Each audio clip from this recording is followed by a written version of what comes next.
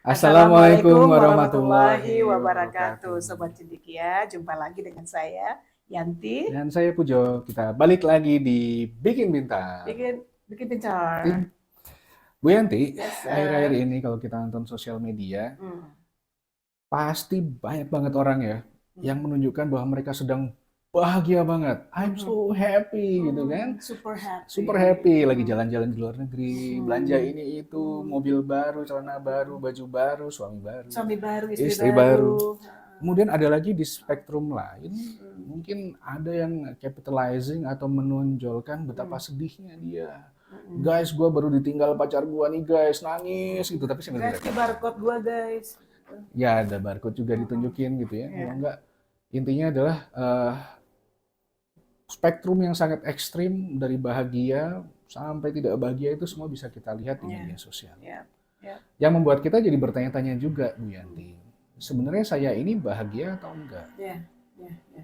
Biasanya kebanyakan nonton konten-konten ya, ini terjadi juga di rumah saya gitu ya, dengan istri saya, Hmm. yang besok umroh yuk. Dari mana ini kata-kata saya gitu? Dari Ya. mana tiba-tiba pengen umroh? Ini selebgram ada yang lagi umroh, saya juga Ya. pengen. Ya. Ya. Ya. Ya udah, Bismillah nabung dulu ya, kalau baik Amin. seperti itu. Tapi kalau niatnya baik seperti itu, Bu. Ya. Ya. Sedangkan dalam kasus-kasus lain kan, mobil baru, baju baru, celana baru, tadi yang mungkin HP HP baru, baru, terutama. yang harganya luar biasa juga, Ya. tinggi-tinggi ya. Ya. Dan akhirnya membuat saya yang bisa mengakses konten Instagram itu atau konten media sosial itu dengan HP saya yang udah cukup lah sebenarnya. Jadi pengen HP baru, Bu Ya. Yanti. Ya. Ya. Ya. Kebahagiaan saya, Ada kok duit kita gitu ya. betul, Beli aja lah ya. beli aja. Yang nggak ada pun jadi pengen Iya. diada-adakan. Ya. Jadi masalahnya seperti itu. Nah, sekarang Pernah ini ada Bu Yanti. kasus kan Pak yang anak Gimana Bu? SD bunuh diri karena nggak bisa beli HP Pak? Ada ya Bu Yanti ya. Ada. Dan itu saya rasa yang masuk koran, yang nggak masuk Yang nggak koran masuk koran, lebih yang nggak banyak lagi. diekspos. Ya. Betul. Jadi sebenarnya masalah bahagia atau tidak bahagia ini mungkin sering sekali kita abaikan, Bu Yanti. Dan sudah sampai di zaman ini di mana membuat kita atau bahkan mendorong kita untuk melakukan hal-hal yang sebenarnya nggak benar-benar juga seperti itu. Nah sebenarnya saya pengen tanya Bu Yanti Yes, ya, sir. di kesempatan ini Bu. Sebenarnya definisi kebahagiaan itu apa? Kenapa begitu mudah berubah dan malah kadang-kadang membuat kita melakukan hal-hal yang mungkin susah kita logika ya, seperti itu Bu Yanti. Iya Pak. Hah. Yang paling sulit itu adalah mendefinisikan kebahagiaan itu Gitu ya Bu Pak Yanti ya. ya. Karena aku baca beberapa buku filsafat mengenai kebahagiaan gitu kan ya. Memang ada beberapa yang aku anggap, oh ini gue banget nih gitu kan, ini pasti aku pegang ini. Tapi ternyata nggak sebagian besar orang memegang definisi bahagia yang betul-betul akan membuat mereka benar-benar bahagianya lama Nah, tanpa batas tadi. gitu. Ya, jadi ini kalau kata kata Imam Al Ghazali katanya kan, kita tuh harus tahu katanya gitu kan ya, orientasi jiwa kita itu apa, kemana katanya gitu. Karena kita tuh punya kecenderungan ya, ada 4 kecenderungan yang ada di setiap jiwa manusia itu katanya gitu. Jadi sudah dikonfirmasi juga oleh research dalam psikologi kontemporer gitu kan ya, bahwa kita tuh jiwa kita tuh punya potensi-potensi dan kecenderungan tergantung kepada yang mana yang kita kasih makan gitu ya, kecenderungan orientasi yang mana yang kita kasih makan. Contohnya kita punya orientasi untuk jadi binatang ternak kata Al Ghazali. Binatang ternak itu maunya apa? Maunya leleh aja, santai, Makan, tidur ya, makan, selesai. minum, tidur, nge-seks. Makan, minum, tidur, nge-seks. Maunya gitu aja. Nah, itu orientasi jiwa untuk yang kalau orang mengatakan, kalau kata Plato tuh yang epitomia, yang nafsu dan rendah aja di bawah, perut ke bawah gitu. Iya, Bu Yanti. Nah, dalam ilmu psikologi dikatakan kalau kita orientasi jiwanya kepada hal-hal seperti itu saja, gitu ya, kita kasih makan yang itu, maka kita akan cenderung cepat sekali hampa lagi. Cuma sebentar enaknya gitu loh. Karena Sebentar aja. nempel di badan ya Bu Lah Yanti. iya. Badan kita kalau udah nggak nyaman pengen lagi. Exactly. Coba Pak Pujo suka makan apa misalnya? Saya suka makan buah. Suka makan buah. Kayak Ya, pokoknya pengen banget makan buah mangga gitu ya. ya. Mangga Begitu dikasih mangga 2 slice, damn, it's so good, enak banget karena dikasih satu goni, satu itu, Ya. capek Pak Bojo gitu kan ya, bosan. Malah jadi siksaan ya Bu Yanti. Siksaan. Bu Yanti marah sama saya, Bu ngasih 1 karung mangga Itu itu harus dia. saya habisin sekarang gitu. Ya, itu. Jadi too much of that kind of orientation malah sebenarnya malah buat kita stres itu. Dalam ini mungkin untuk anak kecil, bukan konsumsi anak kecil, tapi ada research yang mengatakan too much sex also kill you. ya itu akan menghilangkan rasanya, menyebabkan apa banyak hal yang dopamine high yang tidak natural itu katanya akan menghancurkan sistem tubuh katanya gitu. Karena ada kaitannya sama dopamine high, berarti efeknya sama ada withdrawal-nya ya, Ada ada withdrawalnya sakaunya juga, ada karena sakaunya kayak kecanduan-kecanduan yang lainnya gitu kan ya. Jadi kalau orientasi jiwa kita kepada hal-hal seperti itu, kita kasih makan yang itu, maka kita bisa jamin gampang hampa lagi gitu loh ya. Nah, sedangkan ada orientasi jiwa kita yang ingin menjadi binatang buas, Pak Pujo. Ini menarik kalau kata Dr. Farudin Faiz gitu kan ya. Saya meninjau semua visi misi kampus-kampus keren di Indonesia, termasuk UGM gitu ya, termasuk UI, termasuk UIN segala macam. Itu semuanya saya lihat misinya adalah untuk mengalahkan, menjadi yang unggul, mengalahkan yang terbaik. Sebenarnya kalau itu dibiasakan dengan cara pikir seperti itu, orientasi seperti itu, gitu kan, begitu tidak mencapai, begitu nggak menang, nggak bisa mengalahkan, gitu kan, kita akan gampang sekali rusak jiwa kita. Itu kan itu yang terjadi. Nah ini senangnya itu kembali tadi aku bilang psikologi ada yang senang pendek, senang menengah, dan senang pembatas gitu kan. Betul. Nah senang yang pendek ya tadi itu yang berhubungan dengan makan, minum, seks, apa gitu ya, leye-leye. Nah kalau yang ini kalau sampai nggak mencapai orang bisa melakukan segala cara. Nah, ya. yang ini ya Bu Yanti ya, yang berarti kita mendefinisikan kebahagiaan itu kalau kita bisa mencapai, sesuatu. Kalau tidak tercapai, kita bisa marah. Tidak bahagia, kan frustasi atau kadang-kadang bisa membunuh. Atau segala cara lah paling nggak biar tercapai. Biar tercapai apapun caranya itu tercapai gitu kan. Nah itu merusak juga. Nah, jadi ya itu juga enaknya itu juga begitu achievement selesai. Saya ingin jadi dapat pekerjaan yang itu, dapat happy gitu kan ya. Kerja beberapa lama akhirnya biasa juga gitu kan. Akhirnya ini jadi enak itu sebentar. Kemudian lebih banyak daripada yang tadi, ya lebih banyak daripada tadi. Kemudian lagi disebut dengan kecenderungan kita jadi binatang buas ya, untuk mengalahkan, mengungguli. Kecenderungan kita menjadi seperti setan. Ya. Gimana caranya supaya bisa menghasut, bisa merealisasikan keirian, jadi dengki gitu kan ya, hancurkan orang. Kalau gua hancur, lu juga harus hancur, sama hancur kita gitu ya. Gitu. Kebayang kan gitu kan ya, kalau orientasi kita untuk menghancurkan musuh, mengulang itu akan rusak segala macam. Ini contoh kebahagiaan yang destruktif sebenarnya Bu Yanti ya.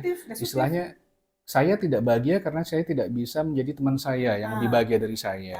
Biar saya tetap lebih bahagia dari teman saya hancurkan saja kebahagiaan. Itu karena kita mengejar kebahagiaan ya, blindly chasing ya, hanya mengejar tanpa melihat kanan kiri benar salah. Nah itu senangnya cuma sebentar. Kayak kasus-kasus yang aku bilang tadi ya, kita cerita tadi ngobrol-ngobrol soal pembunuhan yang banyak banget. Suami membunuh istri, bunuh istri, enak banget. Emang iya, pas itu udah lepas, maka ada yang ditanya, Pak, Anda menyesal nggak telah membunuh kasih Anda? Enggak, sudah puas ya gitu kan. Itu masih 18 jam setelah membunuh, masih kuliah banget.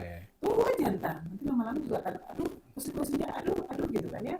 Nah, jadi gimana cara supaya kita mendapatkan bahagia yang tanpa batas gitu kan ya? Nah, sebenarnya bahagia tanpa batas itu adalah jika kita melakukan sesuatu ya bukan hanya untuk kita saja, tapi juga untuk kebahagiaan orang lain, kita jaga juga kebahagiaan orang lain dengan hanya mengandalkan ridho Allah saja, ridho kepada kebaikan tertinggi gitu loh. Bukan karena untukku saja, bukan untukku saja, tapi untuk menyenangkan yang maha segala gitu. Nah itu katanya terbukti menjadi alat untuk membuat orang bahagia nggak tanpa batas. Kan ada orang makan ikhlas tanpa batas gitu kan ya. Jadi ikhlas itu memang seperti ini contoh Pak Pujo. Pak Pujo misalnya suami istri gitu kan ya, dengan Bu Wiren gitu kan ya. Nah kalau Bu Wiren melakukan kebaikan-kebaikan, masak atau apa segala macam untuk menyenangkan hati Pak Pujo, begitu Pak Pujo macam-macam atau yang menyakiti hati beliau akan langsung frustasi. Yes. Tapi kalau beliau melakukan itu karena mencari ridho Allah saja, apapun perilaku Pak Pujo itu kan dia at least dia sudah menyenangkan yang lebih tinggi dari Pak Pujo gitu loh. Nah ini yang sulit banget, gampang banget mengatakannya, betul, tapi sulitnya minta ampun. Betul ya, betul. Nah, tambah lagi satu hal ya, ada nikmat, ada orang menyamakan nikmat dengan bahagia. Nah itu gimana membedakannya Bu? Itu dia, kalau nikmat, kalau orang yang bahagia ya pasti ada nikmatnya. Pasti ada nikmatnya kan, yang membuat dia bahagia tadi. Tapi kalau orang merasakan kenikmatan, belum tentu dia akan bahagia. Bisa bernafas, masih bisa hidup, ya. Kemudian mata, hidung masih berfungsi normal. Itu nikmat ya Bu ya? Itu nikmat, Tapi itu karena saking nikmat. terbiasanya kita nggak bahagia sih, Ya, take it biasa for aja. granted gitu. Ya betul. Biasanya setelah Iya, sakit sembuh lagi baru bahagia. betul. Tapi waktu normal-normal semuanya Iya, nggak kita syukuri. betul, betul sekali. Dan justru yang menariknya gitu kan, orang menganggap kalau apa bahagia itu nikmat, nikmat itu adalah bahagia itu adalah nikmat. Dia dianggap sama ya, padahal itu berbeda. Satu lagi adalah orang menganggap kalau gue bisa berbuat semau saya, gitu, Iya, tanpa iya. tanpa ada batasan-batasan dalam berperilaku, bertindak, berpikir dan merasa gitu kan ya, maka gue akan bahagia. Ternyata nggak begitu Bukan dalam begitu ya. riset-riset apapun juga, bukan itu solusinya gitu loh. Solusinya adalah memang nikmat itu harus ada batasannya. Batasannya apa? Batasan moral, Hmm. batasan sistem nilai gitu Justru kan ya. karena ada batasan kita bisa Jadi bahagia. nikmat Tapi Bu Yanti saya mau uh, tanya lagi tadi sebelum kita terlalu jauh ya. Tadi kan Bu Yanti bilang bahwa sebenarnya kalau bahagia pasti karena ada nikmat, sedangkan ketika kita ada nikmat belum tentu kita bahagia. ya. Nah, jadi kalau misalkan kita sedang merasa tidak bahagia nih, apakah dengan mengingat kembali nikmat yang kita miliki itu bisa membuat kita bahagia Bu Yanti? Banyak sekali ada meta analisis dari jutaan research mengenai gratitude ya, semua tentang rasa syukur ya. Ketika kita mulai setiap hari itu melakukan exercise, kita harus melatih. Karena banyak sekali hal-hal yang kita take for granted gitu loh. Ya, sekarang kayak aku nih, aku kan sering-sering sakit gitu kan, Pak Pujo, aduh, betapa Cepat sembuh enaknya ya. nggak sakit kepala, ya, betapa enaknya nggak pegel di sini, pegel di situ gitu ya, betapa enaknya. Nah, itu baru terasa setelah sakit gitu kan ya. Ya betul. Apa kata Pak Pujo waktu itu, kata Hadis Nabi mengatakan, ingatlah 5 hal Ya, sebelum 5 hal kalau muda terjadi. sebelum tua, hidup sebelum mati, dan sisanya yang saya lupa. Ya, waktu free time ya, Ya, luang sebelum sebelum sempit. sempit gitu ya, kaya sebelum miskin, sakit sehat sebelum sakit. Nah itu maka untuk melatihnya itu Daniel Goleman menawarkan setelah melakukan eksperimen bersama-sama dengan ahli neurologi mengatakan sering-seringlah melatih katanya gitu, melatih rasa syukur itu. Bagaimana caranya? Ya kayak exercise yang pernah kita obrolin dulu juga gitu kan ya. Tolong, dia mengatakan tutup matamu, ingatlah 3 hal yang paling kamu syukuri hari ini, kayak gitulah gitu ya. Nah ini itu harus dilatih. Jadi sebenarnya rasa syukur itu harus dilatih. Nah sama dengan fokus gitu kan ya.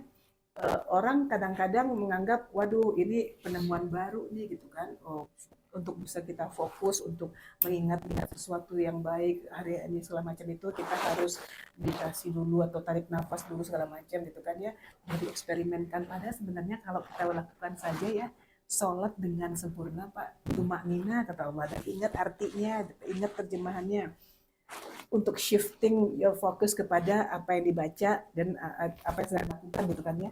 Nah itu sebenarnya bisa kita lakukan dengan sholat aja sebenarnya gitu kan. Tapi orang take it for granted, bahwa menganggap bahwa itu bukan sesuatu yang akan menolong dia gitu. Ya, jadi yang ceritanya begitu Pak Pujo. Kita terlalu mengagung-agungkan penemuan baru orang lain gitu kan, padahal sebenarnya itu sudah ada di sini. Sudah ada di kita ya Bu Yanti. Dan Daniel Goleman sendiri bilang begitu. Dia bilang sebenarnya latihan-latihan untuk fokus, untuk konsentrasi, untuk syukur ini ada di semua agama-agama timur loh katanya. Ada semua agama timur, Masya Allah. Nah, karena memang sebenarnya Bu Yanti, bahagia itu anggaplah ini sebagai tujuan. Habis ini saya akan tanyakan itu ke Bu Yanti.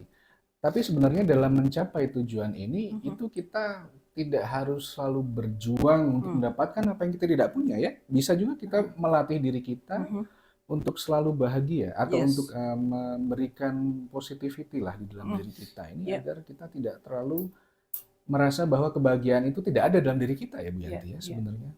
Nah, tapi apakah memang kebahagiaan itu tujuan akhir Bu Yanti? Actually, nah ini menarik sekali. Ada seorang filsuf ya, Plato kalau nggak salah ngomong, bahwa tujuan manusia itu ya, apa Tuhan sendiri katanya gitu kan. Daimon apa daikon katanya, daimon gitu ya. Daimon ya. Itu ingin semua makhluknya itu bahagia katanya gitu. Dan ternyata Nabi pun mengatakan begitu, aku itu datang ke sini untuk memperbaiki akhlakmu supaya kamu bahagia, tercapai nafs mutmainnah, jiwa yang tenang, nggak terganggu dengan hal-hal apapun juga, karena kita sudah punya hati yang stabil gitu kan ya.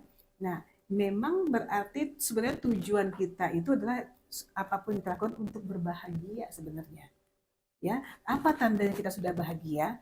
Tandanya ketika kita sudah di tahap tertentu, kita nggak menginginkan apa-apa lagi gitu. dan merasa cukup. Nah, itulah sebenarnya akhir dari bahagia yang hakiki itu gitu. I see. I Karena have memang I have had everything gitu. gitu ya Bu Yanti. Rasanya gitu loh. Dan memang istilahnya Rasul juga mengajarkan kita doa sapu jagat ya. Kalau kata nenek saya, Iya. kebahagiaan dunia akhirat ya. Rabbana atina fid dunya Tapi itu hasanah. kita salah menerjemahkan nggak sih Bu sebenarnya, karena itu hasanah ya, kebaikan gitu ya, bukan kebahagiaan. Apakah ada kesalahan tafsir di kita ataukah sebenarnya sama gitu ya, kebaikan dunia akhirat itu kebahagiaan kita juga. Kebahagiaan. Seperti itu ya Bu Iya. Yanti ya. Aku menyuruh kamu ngapa-ngapain itu, kata Allah, aku sudah cukup ya. Aku menyuruh kamu ngapa-ngapain itu supaya kamu bahagia. Supaya kita Supaya bahagia. kamu selamat, tenang, bahagia gitu kan, buat mutmainnah gitu. Nah, sekarang saya ingin nanya nih ke Bu Yanti. Yes, sir. Bu Yanti, saya yakin ya, mungkin kita semua pernah, teman-teman di rumah juga pernah, mungkin ada yang pernah merasa ya, sudah mencoba melakukan semua perintah yang diberikan oleh Allah, berbuat baik, kemudian berbuat sesuai dengan aturan yang harusnya baik dan benar, tapi tidak kunjung mendapatkan kebahagiaan, Bu Yanti. Misalnya tetap susah aja terus. Itu gimana, Bu? Itu pertanyaan $1 million banget gitu Yes, ya. of course memang. Ya, mudah mengatakannya, sulit banget menjawabnya, Pak. Itu Gimana, Bu? pertanyaan keren. Jadi ketika Imam Al-Ghazali dipertanyakan tentang hal itu, aku sudah segala-galanya, aku udah berbuat baik. Masalah udah dari zaman dulu kan? Iya, dari zaman dulu dah. Dari zaman dulu ya? Oke. Oke. Berbuat baik, apapun semua yang suruh-suruh itu aku laksanakan. Jawabannya apa coba? Gimana, Bu? Oh, berarti ilmu belum cukup katanya.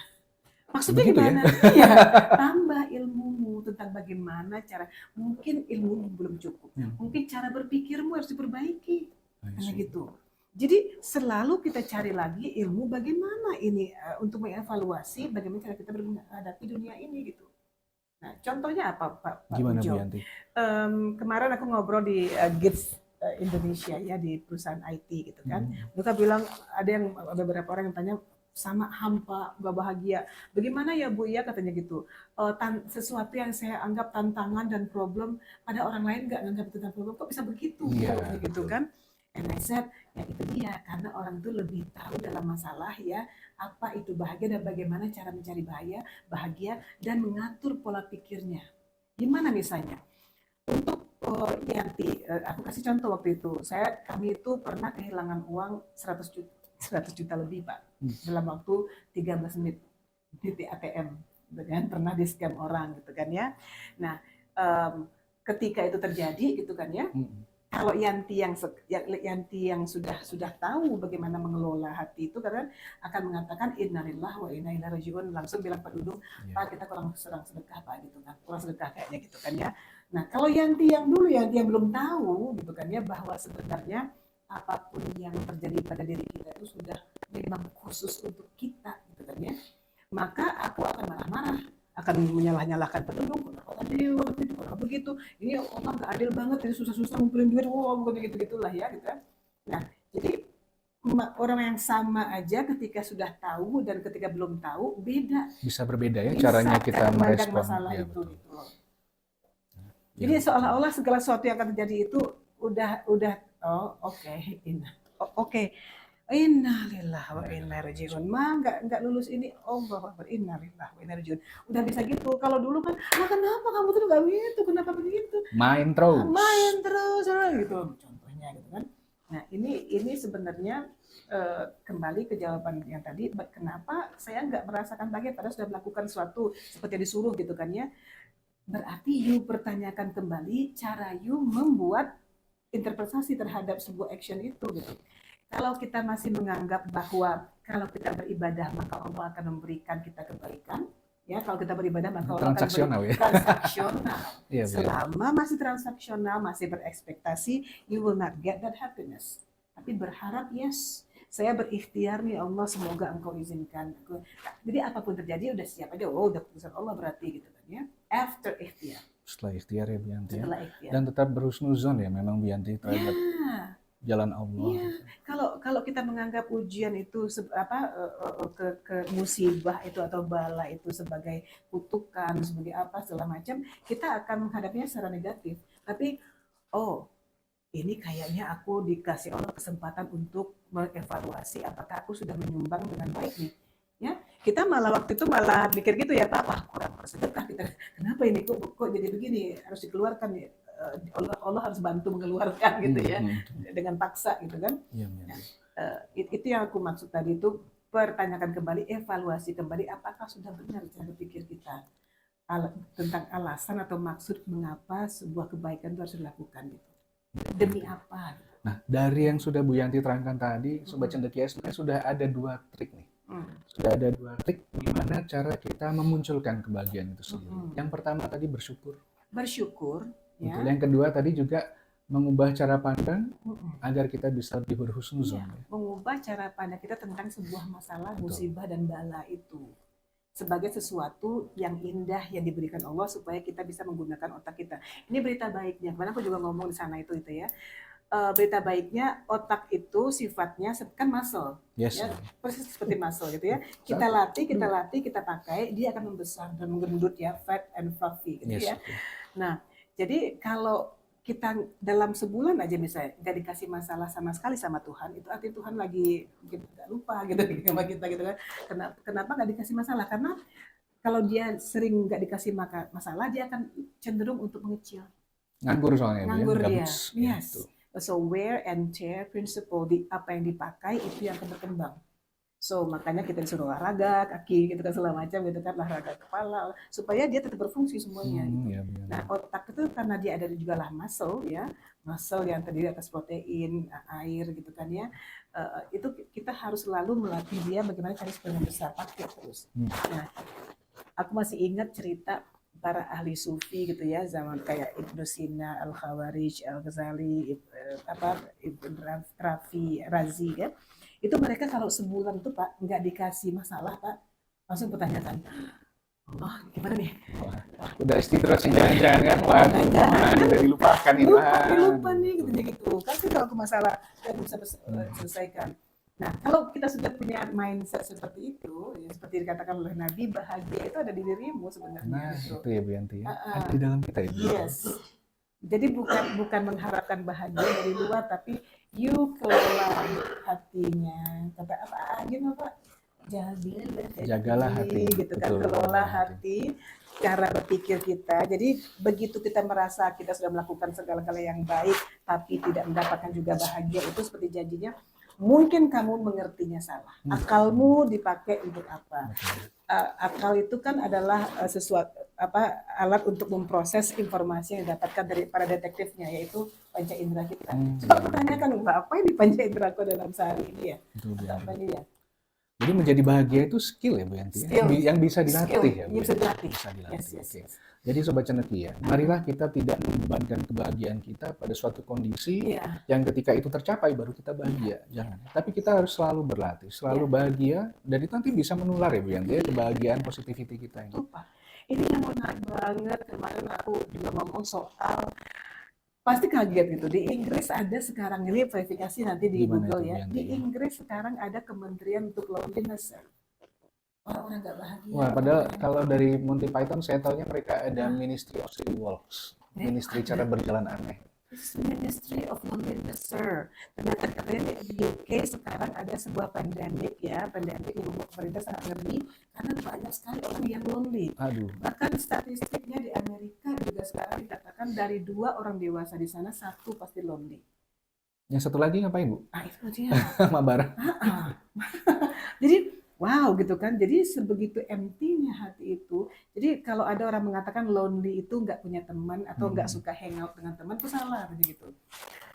Loneliness itu adalah the subjective feeling di mana kita merasa kita tidak memiliki hubungan yang berkualitas atau kedekatan itu dengan orang-orang yang berarti buat kita. Berarti bukan sendiri ya, tapi bukan kesepiannya. Robin Williams kan bunuh diri karena dia merasa lonely dalam keramaian. Yes. Nah itu jadi memang bahagia itu sebenarnya tergantung kepada kualitas relationship kita dengan orang-orang yang dekat dengan kita, kemudian ilmu kita tentang mengelola pikiran, mengelola hati gitu kan, bagaimana kita mengarahkan panca indera kita, kemudian kemampuan kita untuk keinginan kita untuk terus-menerus mencari ilmunya dicari, cari tahu ya. Bagaimana caranya kita bisa memperbaiki cara berpikir kita tentang konsep kebahagiaan. Menarik sekali. Oke Bu Yanti, saya rasa itu tadi kita udah mencoba mendefinisikan kebahagiaan versi bikin pintar, di mana emang kita harus mikir lagi, mikir supaya baca lagi, otaknya gendut, supaya otaknya fat and fluffy, and happy ya. and happy. Oke, itu yang lebih penting. Jadi saya rasa gitu dulu untuk saat ini, Bu Yes, Yanti. sir. Bu Yanti ada yang mau ditambahin lagi nggak? Oh, paling itu aja. Itu aja dulu ya. Kita akan ngobrol lagi hal-hal lain yang semoga bisa bikin kita lebih tangguh, guys. Lebih pintar lagi insya Allah, dan semoga kita bisa selalu memberikan manfaat buat sesama. Gitu dulu Bu Yanti, gitu dulu Sobat Cendekia. Terima kasih, sampai ketemu di podcast selanjutnya. Kita akhiri dulu. Wassalamualaikum warahmatullahi Warahmatullahi wabarakatuh. wabarakatuh.